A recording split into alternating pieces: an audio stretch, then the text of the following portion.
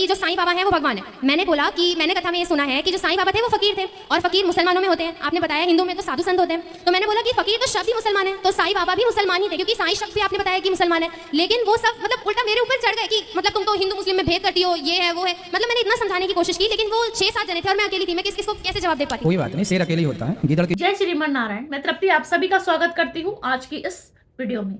आज की वीडियो होने वाली है बहुत ही अच्छी, क्योंकि आज की इस वीडियो में हम देखेंगे कि कैसे एक लड़की ने किए धर्म पर सवाल।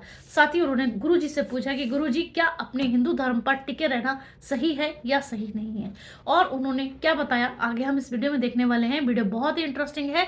साथ ही यहाँ पर हम देखेंगे कि साईं बाबा के बारे में इस लड़की ने कहा कि साईं बाबा तो फकीर थे, तो फकीर तो मुसलमान में होते हैं, तो साईं बाबा जो थे मुसलमान थे, तो उनकी पूजा पाठ करना कहाँ तक उचित है, इस बात की जवाब भी गुरुजी ने किस तरीके से दिया है आगे हम इस वीडियो में देखने वाले हैं। वीडियो बहुत ही इंटरेस्टिंग है, आप वीडियो को पूरा देखिएगा, स्किप मत कीजिएगा, क्योंकि बहुत सारी ऐसी जानकारी है जो हमें घर बैठे इस वीडियो के माध्यम से मिल सकती हैं।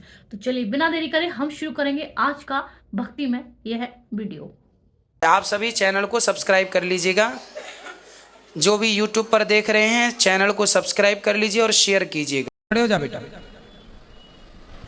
राधे राधे गुरुजी। जी बेटा। गुरुजी मेरे आपसे 3 प्रश्न हैं। सबसे पहला प्रश्न तो ये है कि क्या अपने धर्म के प्रति कट्टर होना, यानी कि अपने धर्म पर सहजता से डटे रहना, क्या ये गलत है या सही है? सही है।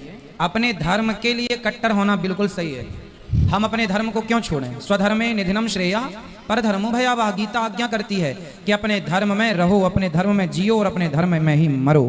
अन्य किसी धर्म का आश्रय नहीं लेना चाहिए किसी को। जी गुरुजी। और मेरा दूसरा प्रश्न ये है कि जैसे आजकल की जो युवा पीढ़ी है वो अपने धर्म के बारे में जानती ही नहीं है। अगर मतलब हम उन्हें बताने की कोशिश भी करेंगे तो कई बार ऐसा होता है कि वो हमें ही गलत ठहरा देती हैं। अभी परसों ही मेरे साथ ऐसा हुआ कि मतलब मेरे स्कूल में मैं और मेरे दोस्त हिंदू धर्म के ऊपर एक चर्चा कर रहे थे कुछ विषयों को लेकर, तो उसमें कुछ ऐसी बात हुई जिस पर बहस होने लगी।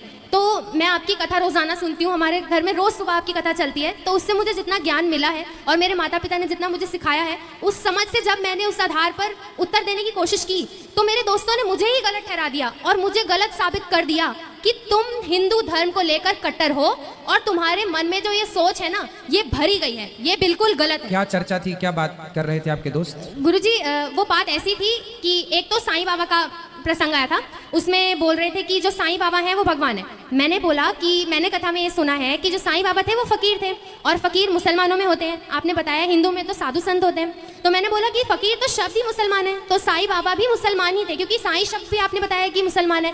लेकिन वो सब मतलब उल्टा मेरे ऊपर चढ़ गए कि मतलब तुम तो हिंदू मुस्लिम में भेद करती हो, ये है वो है। मतलब मैंने इतना समझाने की कोशिश की, लेकिन वो 6-7 जने थे और मैं अकेली थी। मैं किसको कैसे जवाब दे पाती? कोई बात नहीं, शेर अकेले ही होता है, गीदड़ की झुंड होती है, कोई दिक्कत नहीं है। आप अपनी जगह सही हो। झुंड में गीदड़ होते हैं, शेर झुंड में नहीं होता। आप अपनी जगह सही हो। देखिए बात ऐसी है कि संतों के रूप में हम सबका सम्मान करें, पर भगवान के रूप में नहीं। भगवान एक है, आपको ये बोलना चाहिए। आप उनसे ये नहीं बोले कि भगवान कितने हैं, आपने उनसे पूछा नहीं आप कितने भगवान मानते हैं? जी गुरुजी भगवान तो एक ही है। नहीं, उनसे आपने नहीं पूछा? नहीं, उनसे ये सवाल मैंने नहीं किया। मैंने सिर्फ इतना बताया कि आपको सवाल क्या है? कांटे को कांटा निकालता है, जहर को जहर काटता है, सवाल को सवाल ही काटेगा। सवाल को उत्तर नहीं काटता, सवाल को ये तरीका है। जब कोई आपसे सवाल करे कि कोई जैसा आपने नाम लिया कि क्या वो भगवान है, तो आप उनसे ये पूछना कि ये पहले ये बताओ कि आप कितने भगवान के बारे में जानते हैं, कितने भगवान मानते हैं। तो वो बताएंगे, वो उनको ज्ञान होगा तो वो ये बताएंगे कि भगवान एक है। यदि ज्ञान नहीं होगा तो 17 भगवान बताएंगे। समझ लेना कि अज्ञानी है। जो 17 भगवान बताए वो अज्ञानी, और जो एक माने एक ईश्वर में वो ज्ञानी है। 17 है ही नहीं हमारे यहाँ एक को ब्रह्म द्वितीयो नास्ति, ईश्वर एक है। फिर आपको ये बोलना था कि जब भगवान एक है तो उनसे फिर सवाल करना था कि तुम्हारे बाप कितने हैं। वो बताते कि बाप एक है, तो आप पूछना, फिर सवाल करते क्या 2 बाप हो सकते हैं? फिर वो बताते नहीं 2 बाप नहीं हो सकते। तो फिर आपको कहना था जैसे 2 बाप नहीं हो सकते ऐसे 2 भगवान नहीं हो सकते। जी गुरुजी। और मेरा आखिरी प्रश्न ये है कि मतलब जैसे मैंने अभी बताया कि बाहर के लोग मतलब उनकी सोच आजकल ऐसी हो गई है कि वो कहते हैं कि तुम्हारा ना ब्रेन वॉश किया जा रहा है, तुम्हारे दिमाग में इन चीज़ों को भरा जा रहा है। तुम्हारे अपने कोई सिद्धांत नहीं है हिंदू धर्म को लेकर, तुम्हारा अपना कोई ज्ञान नहीं है, तुम्हें सिर्फ ये सिखाई जा रही है और वो चीज़ें तुम्हारे माँ बाप तुम्हारे दिमाग में भर रही हैं। अब गुरुजी आप ही बताइए, ज्ञान तो बच्चों को अपने माता पिता से ही मिलता है ना, और किससे मिलेगा? उनसे बोलना कि बेटा ये पूरी धरती और दुनिया में जितने मजहब पंथ और हैं वो सब सनातन संस्कृति के ज्ञान पर ही टिके हैं। यहीं से सबने ज्ञान चोरी किया है। यहाँ जो ज्ञान इतना साइंटिफिक ज्ञान है उनसे पूछना कि आपके आज डॉक्टर बताता है कि स्त्री के गर्भ में जो बच्चा है 3 माह का हो जाए तब उसका लिंग परीक्षण होता है, लड़का है कि लड़की। तुम आज ये बात जानते हो, हमारे ऋषि मुनि ने हमारा अपना ज्ञान हजारों साल पहले ये बता चुका है। भागवत जी में लिखा, समझाओ उन मूर्खों को। अब पढ़े तो जाने, नहीं पढ़े। अब उनसे पूछना कि सूर्य ग्रहण पड़ता है, चंद्र ग्रहण पड़ता है जब नासा नहीं था 1950 के पहले, 1940 के पहले तो नासा भी नहीं था। तो जब नासा नहीं था तब क्या सूर्य ग्रहण नहीं पड़ता था? जब पड़ता था, जब नासा नहीं जानता था तब भी भारत के लोग जानते थे कि पंचांग में लिखा रहता था। हमारे देश में शतक पंचांग होता है, शताब्दी पंचांग, 100 साल पुराना पंचांग भी मिल जाएगा। वो पंचांग भी आज अवेलेबल है जो जब नासा नहीं था। आप गूगल में डालना कि 2050 में किस तारीख को सूर्य ग्रहण पड़ने वाला है। गूगल अभी ना बता पाएगा इतने आगे का, लेकिन आप पंचांग उठाकर देखिए हमारे सनातन धर्म का। आज की डेट से 100 वर्ष आगे का पंचांग है। आज से 100 साल 2099 में किस तारीख को कितने बज के सूर्य ग्रहण पड़ेगा वो आज लिख दिया गया। ये भारत का ज्ञान है। अब इन मूर्खों को समझाए कौन, जो अभी गूगल भी नहीं जानता कि 2099 किस तारीख को सूर्य ग्रहण पड़ने वाला है। 99 कौन जानता है, लेकिन हमारा शताब्दी पंचांग बताएगा और वही बताएगा जो परफेक्ट है। मतलब इतने आगे की गणित भी निकालने कोई बैठा है तो हिंदू धर्म में ये ताकत है, सनातन में ये ताकत है।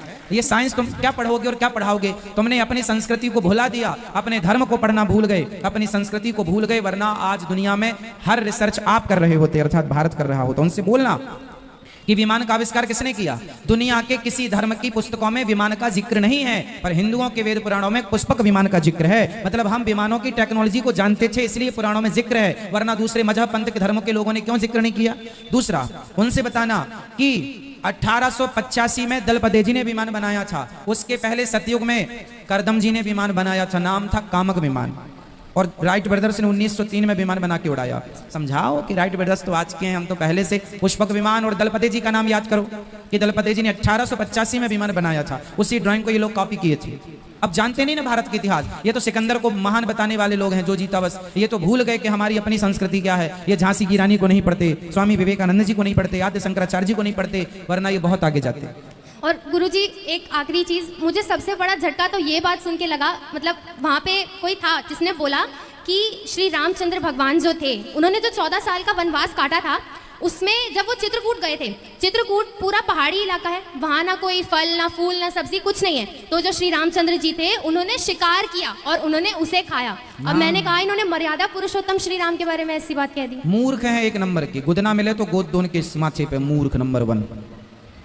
रामचरितमानस पढ़ो, चित्रकूट के बारे में वहां लिखा है कि जब राम जी चित्रकूट गए तो वहां के कोल भील आए। लिखा है ये, हम अपने से नहीं बोल रहे हैं। वहां के कोल भील आए और दोनों में फल फूल लेकर आए और राम जी को अपने हाथ से उन्होंने फल फूल दिया। राम जी ने कहा, लिखा है ये। वहीं पर ये चौपाई आई है कि जब लोग कोल भीलों ने कहा क्या ये हमें स्वीकार करेंगे, तब उन्हीं कोल भीलों में से एक ने कहा कि राम ही केवल प्रेम प्यारा, जान ले ये जो जान नहीं। वहीं की चौपाई है। चित्रकूट फलों से भरा जंगल था और वहां पर नाना प्रकार के फल थे, है ना। और वहां पर लिखा है ना हम कहें ना आप कहो, कौन से बोलो मूर्खो, पढ़ा करो कुछ।